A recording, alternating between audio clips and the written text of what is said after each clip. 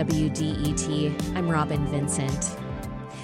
Detroit has a lot of needs. Bus transit, policing and security, and trash pickup. Those things cost money. Money that can be difficult to come up with in a city of relative poverty. But with more people spending time in Detroit and even moving here, the city also has more opportunity to raise revenue. The Citizens Research Council investigated whether a sales tax could benefit residents by generating $72 million a year. The Metro's Sam Corey spoke with Madhu Anderson about that. The council's senior research associate for local government affairs thinks a sales tax isn't a great idea. So, what are some better options for raising revenue? Detroit funds most things through property taxes. That seems to be a problem when trying to raise revenue because a lot of richer people in the area disproportionately live in Detroit's suburbs, not the city. I'm wondering if that's a fair summation of the problem that Detroit faces when it comes to raising revenue. So Detroit residents pay property taxes either through their rent or through a building that they own. The issue with property taxes is Detroit has some of the highest property taxes in the state, and that's because their rates are very high, but the actual property is valued fairly low. So rates really do have to go up. I just want to hold on that for a second because I think it's interesting. Why are rates so high? Rates are high because in order to get some level of revenue from the property tax, you have to have value for that tax base, the property itself. Often you have to raise rates because in Michigan we have a couple of property tax limits that prevent an increase in value over 5% or inflation because of our assessment cap, and the property revalues only when a property is sold. Mm-hmm. So it decreases the ability for property taxes to grow quickly. So is it fair to say then that Detroit needs the money, it needs the revenue, it needs to run its buses, it needs to pay for its park services, it needs to pay for its police, and so the rates are higher because it needs to get that money somehow, and that's how it does it? It does get money from the property tax. Detroit has a number of taxes as well, income taxes, but in the state of Michigan, they can't levy other taxes. They can only levy certain taxes that they're authorized to levy. Right. And one of those taxes is sales tax. That's why we're talking right now. Why did you look at sales tax at all? Why would the city be interested in a possible sales tax? Yeah, that's a great question. I mean, it's an exciting time for Detroit. There's a lot of visitors coming in. Michigan has historically never offered local governments a local sales tax. We have a state sales tax. And so with all the activity coming downtown to Detroit, there are visitors coming in. You can actually raise money from these visitors who are dining, shopping, staying in Detroit. So it helps Detroit, A, get more tax revenue generally, but B, also helps to pay for hosting those visitors because you need extra public safety money, you need extra sanitation workers, that sort of thing. So bottom line, Detroit's in the business of getting more money because more people are coming through and it needs more money to provide better services. And so they tasked you with looking at a possible option of raising more money. That's right. So Michigan, as I think you mentioned, does not permit local sales tax. When the laws were written in Michigan, we were much more of an industrialized state producing goods. Now, my understanding is we're much more of a service-oriented state. Is that a fair reason for us to consider a sales tax now as opposed to 50 or 60 years ago? We're much more oriented around services. Yeah, there's a couple things in that. First is that when the sales tax was initially enacted, there was some interest in local units of government, perhaps cities and counties mostly, to levy a sales tax. But the law is written pretty strictly in that it feels like that local governments cannot levy their own sales taxes. And the Constitution says we will share our sales tax revenue that we levy at the state with local units of government. So that's why local units of government did not have the authority to have a sales tax. The state said, hey, we're going to do it for you. Yes. Don't worry about it. Yeah. But I guess why did the state prevent the locality from doing that? It's a good question. It's mostly because the state viewed it as the tax collector and local governments had property taxes that were locally raised. Simplified system, direct. Yeah. We'll do some of these other taxes. You worry about property taxes, and that's that. Right. So you looked at a sales tax and its possibility in Detroit. You found that it could raise up to $72 million. Per my reading, your report generally comes out against doing a sales tax, or at least acknowledging that if it were to be done, it would be really hard to implement. There would need to be a state constitutional change in addition to a lot of other political maneuvers to get this thing done. But are you more optimistic about a county or regional tax? I think that would be the same challenge for a county or a region. It might be a little easier if there are more interested in sharing that revenue, but of course that brings on additional issues. The challenge is taxes are always hard, right? Mm-hmm. Nobody likes taxes, but there are, in Michigan, specific legal challenges to that. And so you have to go through all the legal work in addition to convincing the public that this is a good idea. And that's significant. The amount of revenue that you found, how big of a change, I guess I should ask you, would that make? How big of a change would it mean for the city of Detroit if it jumped through all the hoops and did enact a sales tax, which doesn't seem likely. But if it did do that, $72 million, that's the top line. Like, how much could this really do? Well, it's only about 5% of the general fund budget for the city of Detroit in fiscal year 26. So that's really not that much money, given the amount of retail activity in the city. And depending on how much that grows, it's really hard to actually collect sales taxes. We also have internet sales. People can go outside the city to buy big appliances or cars or things like that. So it's iffy. And it's important because as a city, you'll want to rely on that revenue, make it stable.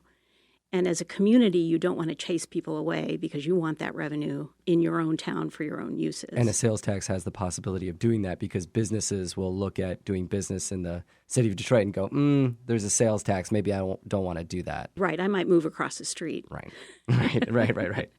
This is the Metro on WDET Detroit Public Radio. I'm Sam Corey speaking with Madhu Anderson. She's with the Citizens Research Council, which looked into the pros and cons of a Detroit sales tax, which doesn't currently exist. Madhu, to your knowledge, where do local sales taxes work well? I know in your report you looked a little bit into this. Places where I'm thinking businesses aren't leaving because there's a sales tax, where people aren't avoiding a store because there's an increased tax there, and where it's generating a lot of local revenue. And importantly, where people don't hate it because, as you note, people really generally don't like taxes. They would do best in an area where there's a lot of retail activity or a lot of dining and things like that. Currently, people in Michigan pay sales taxes on food they eat in restaurants, not on groceries, but on food they eat in restaurants. And so having those areas that are vibrant, you would collect more sales taxes. But is this a place like Chicago? Is a sales tax going well there? Where are the places where it's succeeding and why? Chicago has some of the highest local sales taxes in the country. They place a sales tax on everything, including, your Netflix account. So I wouldn't use Chicago as the best example, but it does work there. I mean, that's a way to raise revenue. It would work well in a community that has higher disposable income. And, unfortunately, Detroit is still coming up. And households don't have that kind of disposable income to buy things in the city. So, in the region, it's disproportionately poor. So. Yes. One of the things that I learned in your report is that Detroit residents are some of the most taxed people in the state, which I found interesting. Why? Well, because as we talked about earlier, not a lot of revenue is coming from the property tax. There is a city income tax. So you get some income from those who work in the city and some income tax from those who live elsewhere and work in the city, and they don't have a sales tax. And they do get some revenue sharing from the state, but it's not enough. It's a big city with big issues, big costs. They have to generate revenue somehow to serve their constituency. Before leaving the sales tax, there's one side of this that I want to talk about, which is the fact that a sales tax is regressive. And there are progressive sales taxes where luxury items like clothing and jewelry or new vehicles are subjected to a higher tax. It's a progressive tax because people with more income, with higher income, are going to have to pay that tax, and not a regressive one where if a sales tax is enforced, it's just blanket neutral, but people don't have the same amount of income, so poor people are paying more for it. I don't know what all the mechanics of a progressive sales tax would be, but I am curious how much you've considered this because I think it would be viewed as a little fairer by some. Progressive sales tax or a sales tax based on income would be really hard to implement and administer right now, because you would have to, every time you would buy something, you would have to claim your income and say, this is how much my tax rate is. And so a retailer or someone who actually collects the tax for the state would have to do all that work. That's really difficult. I think you would lose more businesses that way. One alternative maybe would be to have just the businesses that are higher end, right? Like Lululemon or some higher end brand would have that sales tax, or the Apple Store. I imagine you might not be in favor of that, though, because it could drive that store out of the city. It probably would, but also I don't know if legally you could do that. I'd have to really look at that from a perspective of our Constitution and the U.S. Constitution on commerce. But the thing that you could do is you could provide some tax relief another way to lower income residents. And I think that's one of the things that the city leadership was thinking about when they were thinking about, do we levy a sales tax and how do we prevent that from overburdening our current residents? I want to talk a little bit about other taxes because the city, as you noted, is thinking about other taxes that it could implement in order to raise more revenue. You didn't go super deep into it in your report, but one potential tax is an excise tax, which is taxing specific goods or services. Some examples that I found were like fuel or tobacco or alcohol. What do you make of that kind of tax? So we actually did an earlier report on a tax on amusements or tickets to large sporting events. I was going to get to that next. Yeah. So that's the other option, and the legal hurdles aren't as high. And you also are then collecting revenue from those who are coming into the city and actually going to those. Now, there are residents, obviously, that go to these events too, but you would also gather revenue from those visitors coming into the city specifically for those events.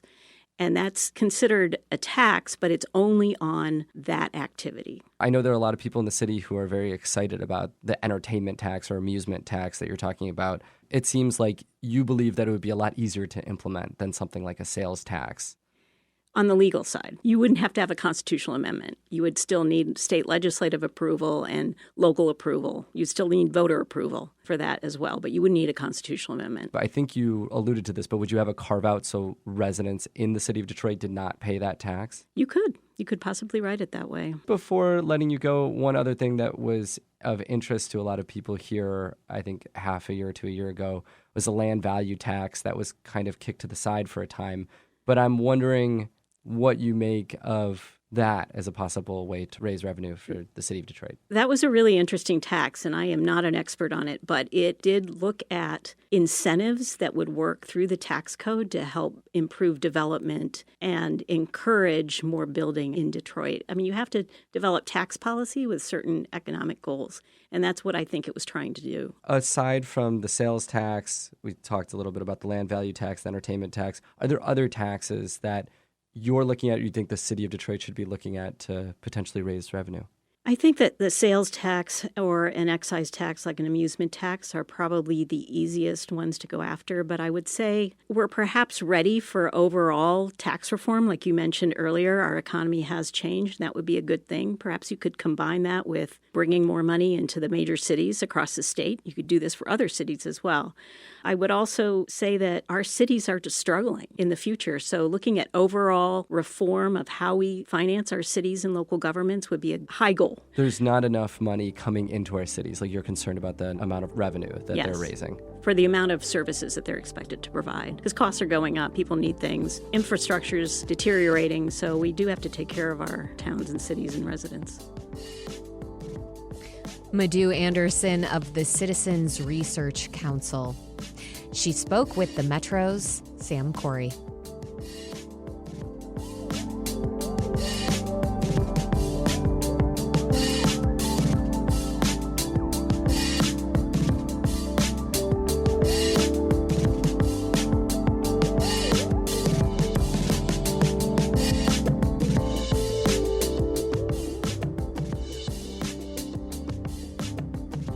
To hear more of our conversations with newsmakers, cultural icons, and thinkers, listen and subscribe to the Metro Podcast. We're on Spotify, YouTube, NPR.org, Apple Podcasts, and of course, WDET.org/Metro. This is the Metro on WDET. We're listener-supported public radio because this is the kind of local programming that matters to you. Keep it strong with a donation at WDET.org.